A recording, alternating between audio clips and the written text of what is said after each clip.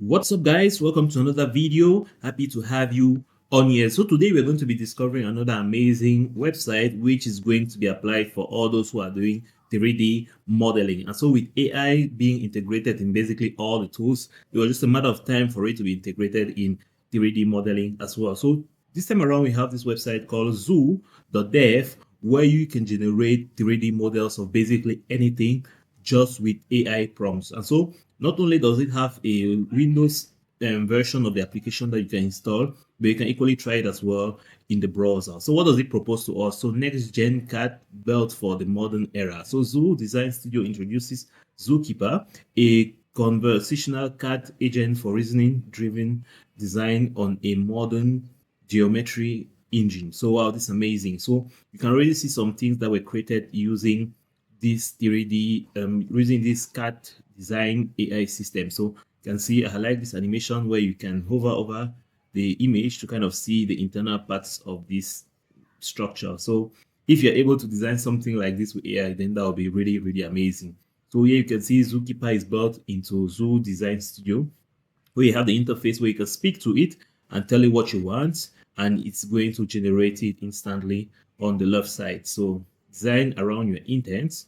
You see, you're speaking to the AI system and it's generating. So we need not just look at the video, we can go ahead and test it out ourselves. So go ahead and close this, but you can already see researchers and reasons as it iterates, So verifying propeller, I guess checking the physics and applying all the logic there is to it. So yeah, so we can see some of the designs able to come up with, provides manufacturing aware feedback. You can see this amazing design, and you can see how like a before and after of the interface and all what it proposed. You can, I think it's a comparison between the traditional CAD system, CAD tools, and the Zookeeper as well. So with the traditional CAD tools, you have to design everything by yourself. You have to draw, you have to do X, Y, Z, and so on and so forth. But with this CAD tool, you have just to tell it in English what you're trying to do, and it's going to do it. So this is very interesting, the comparison. So let's go ahead and start building and see what it can offer us. So this already, designing models like this really consumes a lot of processing power. So as you install it, make sure you're on a high-end computer so that it should not slow down your computer as well. So yeah, so we're gonna go ahead. No password setup necessary when you use this. Yeah, so let's go ahead and sign in.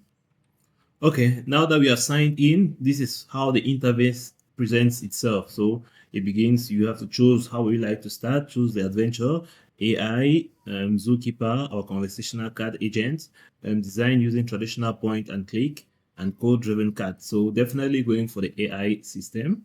All right, so successfully, okay, showing us the tutorial. So we're going to try to go through that. We have the toolbar to sketch,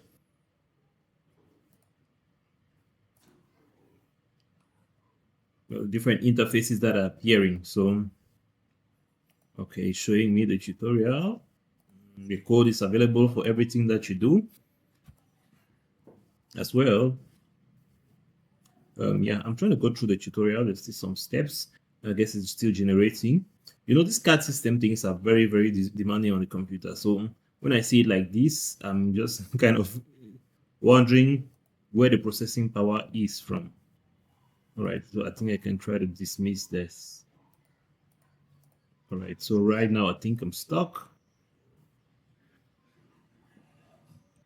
Okay, so I figured everything out. So you can see here you have the different options. You have the feature tree, the code editor, you have the project files, you have the variables, and you have the logs, and you can start other projects as well here. Then you have these tools that you can use to sketch things.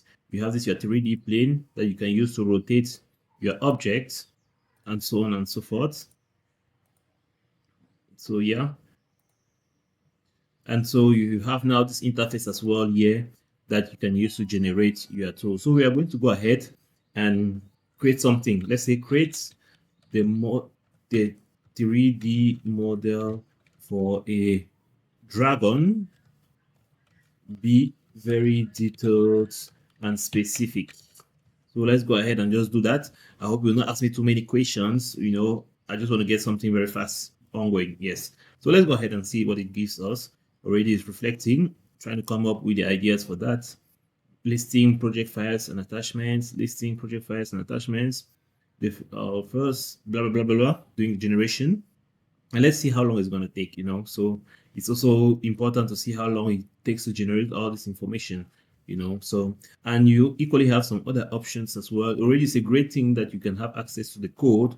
It means you can easily integrate it very into all of your other existing projects. If you're using Blender, if you're using other CAD systems, you have access to the code that you can easily copy and just use on there. You equally have an option to share through the link that people can access it very easily, and you can equally share it maybe as image or export it as a default model format that you can use in other projects as well. So we're going to be seeing all of that in this video. So it's taking its time to generate, so I'll just pause the video so that we come back when it's done.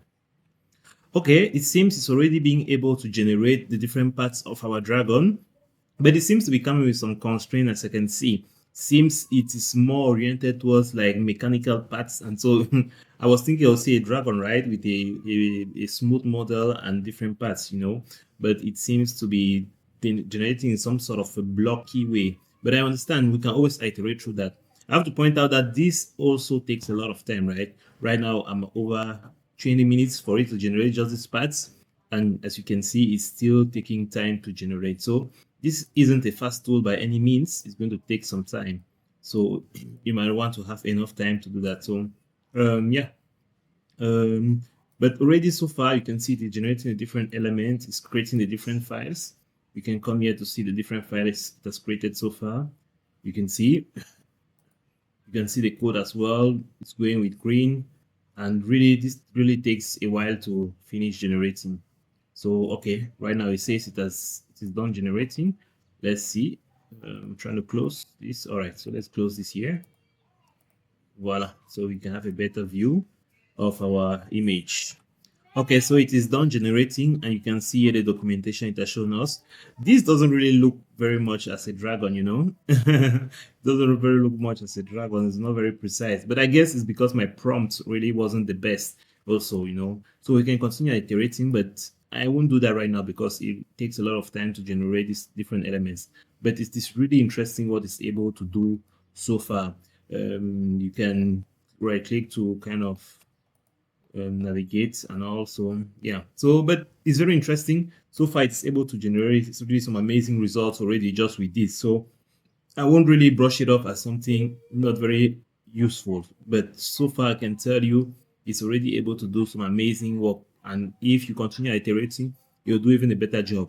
I'm guessing we will have a better performance if we had the desktop version of the app as well. Right now it seems a little bit slow, but with the desktop version I'm sure it'll be up to speed, and you can easily customize as well whatever is there, change the colors, change the design, and do whatever the CAD engineers do on their design. So yeah, so that's pretty much it.